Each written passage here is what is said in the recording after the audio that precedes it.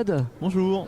Vous revisitez la guerre de 14-18, si j'ose dire, avec une bande dessinée qui s'appelle Dessous la montagne des morts. Est-ce que c'est de l'Uchronie? Comment ça fonctionne? Qu'est-ce que vous avez voulu faire? Ça part c'est une Uchronie, ça va pas très loin dans l'Uchronie. C'est un départ d'Uchronie, on va dire. Je voulais traiter la guerre 14-18, c'est un sujet qui me passionnait.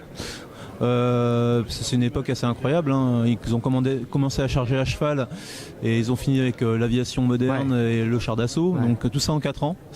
Donc c'est un sujet que je voulais traiter, mais je voulais pas le traiter de façon historique pure et dure. Parce que j'aime beaucoup le fantastique aussi. D'où le fait de le revisiter. Alors, voilà, par quel biais vous avez repris cette guerre? En lui donnant un petit caractère Lovecraftien. Ah oui. Ouais, avec de grands anciens, des choses comme ça. En fait, le parti pris, c'est que on part d'un lieu réel. Qui est la butte de Vauquois. Donc c'est un lieu qu'on peut visiter, hein. On vous donne un casque et puis vous allez crapahuter dans les profondeurs. Et donc c'est ce qu'on appelait la guerre des mines. C'est les Français et les Allemands creusaient toujours plus profond toujours pour déloger les Allemands par-dessous avec des grandes explosions.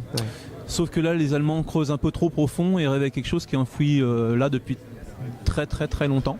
D'accord, donc on flirte avec le fantastique clairement. Même beaucoup avec le fantastique. D'accord, ok. Donc au départ c'est pas totalement une uchronie dans le sens où on explique juste différemment comment ce lieu est devenu aussi lunaire.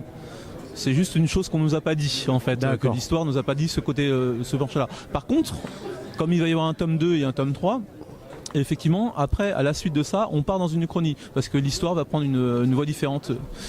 Mais là on n'est pas totalement dans l'Uchronie, mais le 2 et 3 seront, oui.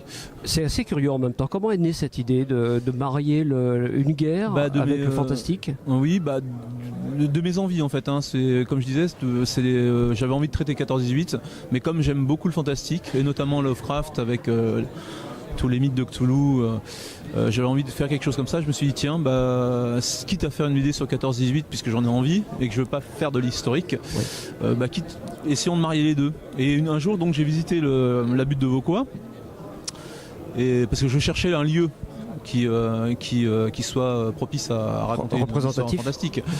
Et quand j'ai visité cette butte de Vauquois, je me suis dit c'était évident en fait, dans les profondeurs. En fait j'ai écrit le scénario le lendemain. Quand je suis arrivé à la maison, le lendemain je me suis mis sur l'ordinateur et j'ai écrit le scénario en une journée. Wow.